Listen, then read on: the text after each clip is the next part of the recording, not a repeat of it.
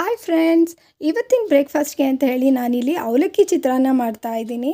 ಆದರೆ ಇದು ವೈಟ್ ಅವಲಕ್ಕಿ ಅಲ್ಲ, ಇದು ಕೆಂಪು ಅವಲಕ್ಕಿ. ಇದು ಡಯಾಬಿಟಿಸ್ ಪೇಷಂಟ್ಸ್ಗೆ ತುಂಬಾ ಒಳ್ಳೆಯದು, ಹಾಗೆ ಈಸಿ ಟು ಡೈಜೆಷನ್ ಕೂಡ.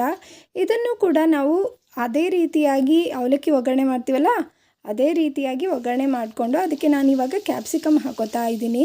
ನೆನೆಸಿಟ್ಕೊಂಡಿದ್ದೀನಿ ಅವಲಕ್ಕಿನ ಈಗಾಗಲೇ. ಇದು ತುಂಬಾ ಮೆತ್ತಗಾಗ್ಬಿಡಲ್ಲ, ಬಿಳಿ ಅವಲಕ್ಕಿ ಥರ. ಇದು ಬಿಡಿಬಿಡಿಯಾಗಿ ಸ್ವಲ್ಪ ಸಾಫ್ಟಾಗಿರುತ್ತೆ, ರುಚಿ ಕೂಡ ತುಂಬಾ ಚೆನ್ನಾಗಿರುತ್ತೆ. ಇವಾಗ ಅವಲಕ್ಕಿ ಹಾಕ್ಕೊಂಡು ಬೆರೆಸ್ಕೊಳ್ಳೋಣ. ಇದು ಬೇಸಿಗೆ ಆಗಿರೋದ್ರಿಂದ ಮಸಾಲೆ ಪದಾರ್ಥಗಳು ಹೆಚ್ಚಾಗಿ ಇಷ್ಟ ಆಗೋದಿಲ್ಲ, ಹಾಗೆ ಡೈಜೆಷನ್ಗೆ ಕೂಡ ಕಷ್ಟ ಆಗುತ್ತೆ.